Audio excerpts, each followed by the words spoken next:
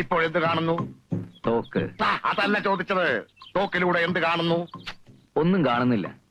ഒരു മൂടില്ല ആശാനെ. ഇന്നലെ ദേഹം നൊന്നപ്പോ ഞാൻ അറിയാതെ. അതൊന്നും സാരമില്ല. ഇനി എങ്ങനെ ആവർത്തിക്കാതിരുന്നാ മതി. ഇപ്പോൾ ഇത് ശ്രദ്ധിക്കൂ. തോക്കെടുക്കൂ. നേരെ പിടിക്കേ. ഇങ്ങനെ. ഇപ്പോൾ എന്ത് കാണുന്നു? മരങ്ങൾക്കിടയിലൂടെ ആകാശം കാണുന്നു. കാഞ്ചി വലിക്കട്ടെ. ആകാശത്തേക്ക് വെടിവെച്ചാൽ ഇതെന്നാ പോലീസ് വെടിവെച്ചാണോ? തത്തയെ കാണുന്നില്ലേ? ഇല്ല. തത്തയുടെ കണ്ണ് കാണുന്നില്ലേ? ഇല്ല. ഓഹോ, ആശാൻ മഹാഭാരതത്തിലെ ദ്രോണാചാര്യ കളിക്കുകയാണല്ലേ. ഈ വിവരം നേരത്തെ അറിഞ്ഞിരുന്നെങ്കിൽ അർജുൻ ഉത്തരം കൊടുത്ത പോലെ ഞാനും തന്നല്ലോ. ഇന്ത്യയിലെ ആദ്യത്തെ ട്രെയിനറാണ് മിസ്റ്റർ ദ്രോണാചാര്യം. ഞങ്ങളൊക്കെ അദ്ദേഹത്തെയാണ് ഫോളോ ചെയ്യുന്നത്. ഒരു കാര്യം ചെയ്യും, തത്തയുടെ ഒരു കണ്ണ് ആശാൻ ആദ്യം വെടിവെച്ച് പൊട്ടിക്ക്, അടുത്ത കണ്ണ് ഞാനും പൊട്ടിക്കാം. അത് വേണോ? ആശാൻ ഒന്ന് കാണിച്ചു കൊടുക്ക്, എന്നാലേ അവന് പഠിക്കാൻ പറ്റൂ. എന്തിനാ പേടിക്കുന്നത്? ആശാന് പിഴച്ചാൽ ഏത്തമില്ലല്ലോ. എനിക്ക് പിഴയ്ക്കുമെന്ന് നിന്നോട് ആര് പറഞ്ഞു? അല്ല, ഉണ്ണിയെ കണ്ടാൽ അറിയാലോ, ഊരിലെ പഞ്ഞം. ഏത് കണ്ടാ പൊട്ടിക്കേണ്ടത്? ഇടതോ വലതോ? ആശാൻ ഇഷ്ടമുള്ളത് പൊട്ടിച്ചോ.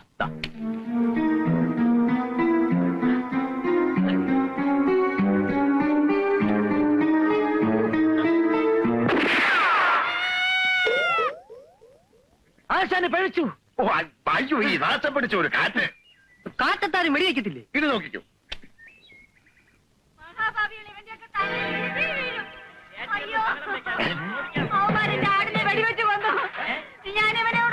അവരൊരാടിനെയും കൊണ്ടാണല്ലോ ഇങ്ങോട്ട് വരുന്നത്. എന്താ കാര്യം? ആശാൻ വെടിവെച്ചപ്പോ ഒരു ആടിന്റെ കരച്ചിൽ കേട്ടായിരുന്നു. അത് തന്നെ കാര്യം. ചക്കിന് വെച്ചത് കൊക്കിനാ കൊണ്ടത്. പപ്പുണ്ണേട്ടൻ്റെ അന്നേ പറഞ്ഞതാ ഈ പഞ്ചായത്ത് കുളം കോരരുതെന്ന്. ഇന്നൊരു ആടിനെ കൊന്നു, നാളെ ഒരു മനുഷ്യനെ കൊല്ലില്ലാന്ന് എങ്ങനെ അറിയാം? 5 ഇടങ്ങഴി കറക്കുന്ന ആടായിരുന്നു. എന്റെയും കുഞ്ഞുങ്ങളുടെയും കഞ്ഞിവിടെ മുട്ടിച്ചല്ലട കാലമാടാ. നീ കുണം പിടിക്കത്തില്ലടാ. അവന്റെ കള്ള നോട്ടം കണ്ടില്ലേ?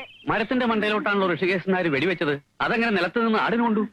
ആടിനെ ഉന്നം വെച്ചാൽ മതിയായിരുന്നു, എങ്കിൽ തത്തയ്ക്ക് കൊണ്ടേനെ. പോക്കൃതരം കാണിച്ചിട്ട് നിൽക്കുന്ന നിപ്പ് കണ്ടില്ലേ?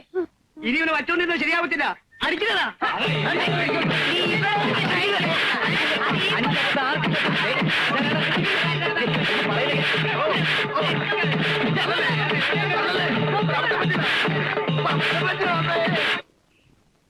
പപ്പുണ്ണേട്ടാ, പപ്പുണ്ണേട്ടാ. എന്താ വാസു? അയാളില്ല ഇവിടെ, ഋഷികേശൻ നായരെ. ഇന്നലെ പാതിരയ്ക്ക വന്ന് കിടന്ന് തോന്നുന്നു, ഉറക്കണിട്ടില്ല. എന്നാ പെട്ടെന്ന് വിളിച്ചുണർത്തുക. എന്താ വാസു, അയാൾ അവിടെ വന്നെന്തെങ്കിലും? ഒരബദ്ധം പറ്റിന്ന് പറഞ്ഞാ മതിയല്ലോ. രാഘവൻ നായർ ഇന്നലെ രാത്രി വീട്ടിൽ വന്ന് പറയുമ്പോ ഞാനങ്ങ് അയ്യടാന്നായിപ്പോയി. ഇനി ചെവിക്ക് ചെവി അറിഞ്ഞ് നാണം കിടുന്നതിന് മുമ്പ് അയാളെ അങ്ങോട്ട് പറഞ്ഞു വിടുക. കാര്യം എന്താന്ന് വെച്ചാൽ അമ്മാവൻ തെളിച്ചു പറ. ആ ഋഷികേശൻ നായർക്ക് പോലീസ് ഡിപ്പാർട്ട്മെന്റുമായി ഒരു ബന്ധവുമില്ല. പോലീസ് ട്രെയിനിങ് കോളേജിലെ ക്യാന്റീനിൽ 10-12 വർഷം ജോലി നോക്കിയിട്ടുണ്ട്. അതാണ് ആകെയുള്ള ബന്ധം. അവിടെ അരി ഉഴുന്നു ആട്ടിലായിരുന്നു കക്ഷിയുടെ പണി. അമ്പട കള്ള, ചുമ്മാ അല്ല ആഹാരത്തിനോട് ഇത്ര ആർത്തി. അതും ഇതും പറഞ്ഞ് നാട്ടുകാരെ അറിയിക്കാതെ അയാളെ അങ്ങ് പറഞ്ഞു വിടാൻ നോക്ക്. നാട്ടുകാരെ അറിഞ്ഞ പിന്നെ പറഞ്ഞു വിടേണ്ടി വരത്തില്ല. ഇന്നലത്തെ പിന്നത്തേതായിരിക്കും. അയാളുടെ ബാഗ് കാണുന്നില്ലോ.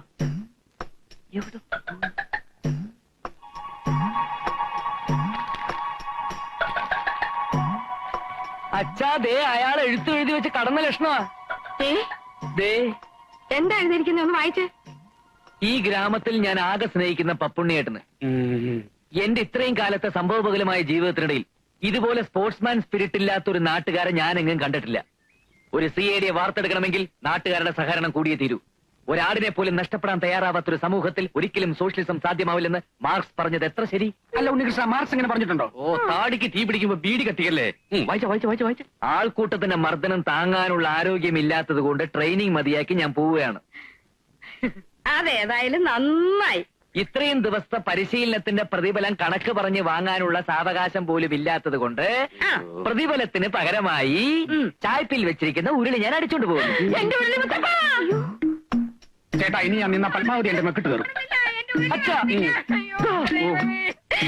എന്റെ 10 വേഗം ഉരുളി പോയല്ലോ എന്റെ മുത്തപ്പ. എന്റെ അച്ഛൻ എനിക്ക് കല്യാണത്തിന് സ്ത്രീധനമായിട്ട് തന്ന ഉരുളിയാണ് ആ കാലമാടം മോട്ടിച്ചോണ്ട് പോയത്.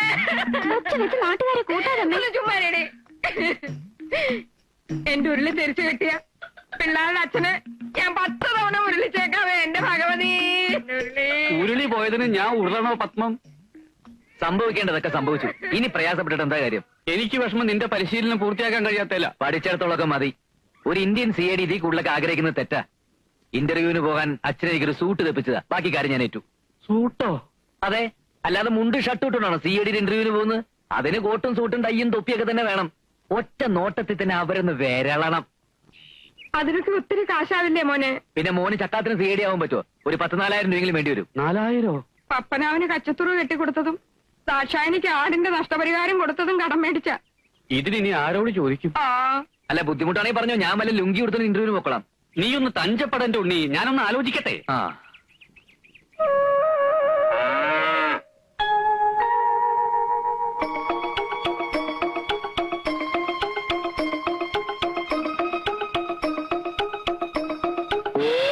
അയ്യോ അയ്യോ വെള്ളം.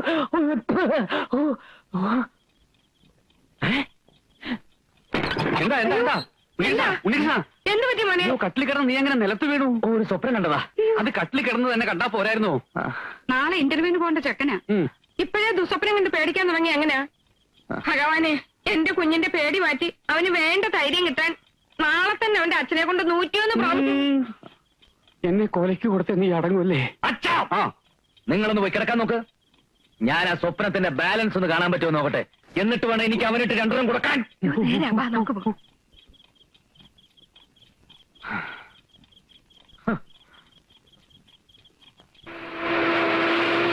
തൃശൂർ വഴി പാലക്കാട്ടേക്ക് പോകുന്ന ബി 535 നമ്പർ ഫാസ്റ്റ് പാസഞ്ചർ 10:30 പുറപ്പെടുന്നതായിരിക്കും.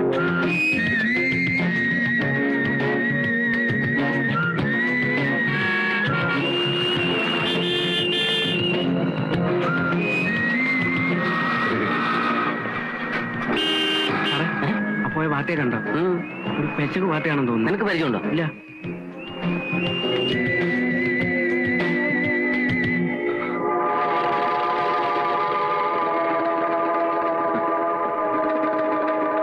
ഒന്ന് മാറി.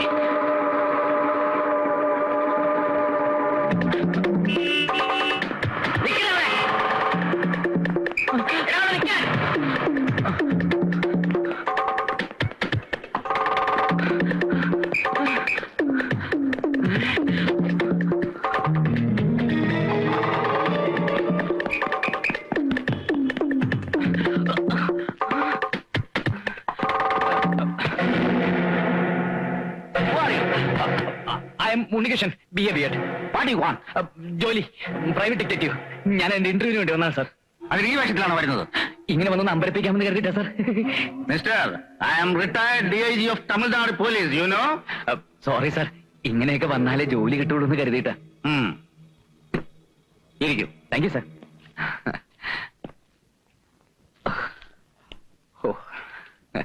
ഒരു പ്രൈവറ്റ് ഡിറ്റക്റ്റീവിന്റെ ജോലിക്ക് അപേക്ഷിക്കാൻ എന്താ കാരണം? ചെറുപ്പം മുതലേ എനിക്ക് CID മാരോട് വലിയ ആരാധനയാണ് സാർ. CID പടങ്ങൾ എവിടെ ഓടിയാലും ഞാനത് അപ്പ പോയി കാണും. ദാ, ഈ സർട്ടിഫിക്കറ്റ്സ് നോക്കൂ. ഇത് സിനിമ കണ്ടതിന്റെ സർട്ടിഫിക്കറ്റുകളാണ്. അയ്യോ അല്ല സാർ, എന്റെ ഡിഗ്രി സർട്ടിഫിക്കറ്റ് സാർ. യൂഷ്വൽ ഇന്റർവ്യൂകളിലെ പോലുള്ള ചോദ്യങ്ങളൊന്നും ഇവിടെ പ്രതീക്ഷിക്കേണ്ട. അയ്യോ, അപ്പോ മലയാളത്തിൽ ആദ്യത്തെ ഡിറ്റക്റ്റീവ് സിനിമ, ആദ്യത്തെ അപസർപ്പക നോവലിസ്റ്റ്, ജെയിംസ് ബോണ്ട് ചിത്രങ്ങളുടെ പ്രത്യേകത, ഇതൊന്നും ചോദിക്കുന്നില്ലേ സാർ? ഇല്ല. അയ്യോ, അപ്പൊ ഞാൻ ഉറക്കൊഴിച്ച് പഠിച്ചൊക്കെ വെറുതെ ആവോ? ഇവിടെ കഴിവാണ് മുഖ്യം. അത് തെളിയിച്ചാൽ നിങ്ങൾക്കൊരു പ്രൈവറ്റ് ഡിറ്റക്റ്റീവ് ആവാം. ഞാനത് എങ്ങനെ തെളിയിക്കും സാർ? ഒരു ഫയൽ നിങ്ങളെ ഏൽപ്പിക്കും. That means a case. ആ കേസിന്റെ അന്വേഷണം വിജയകരമായി പൂർത്തിയാക്കിയാൽ you can be a permanent private detective of secret files. ഏത് കൊലപാതകം അന്വേഷിക്കാൻ ഞാൻ തയ്യാറാണ് സാർ. എനിക്ക് ഒരു അസിസ്റ്റന്റ് തന്നാ മതി. അസിസ്റ്റന്റോ? വാട്ട് യു മീൻ?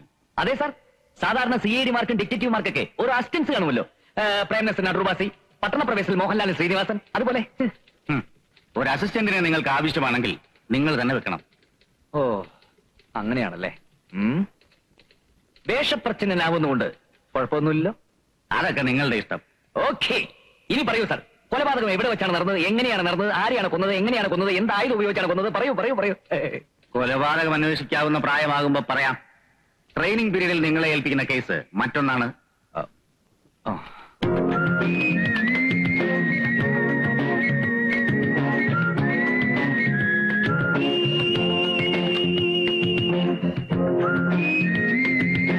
കോടീശ്വരനായ ഒരു മാന്യ വ്യക്തിയുടെ ഒരേ ഒരു മകന് ഒരു വിവാഹാലോചന വന്നിരിക്കുന്നു.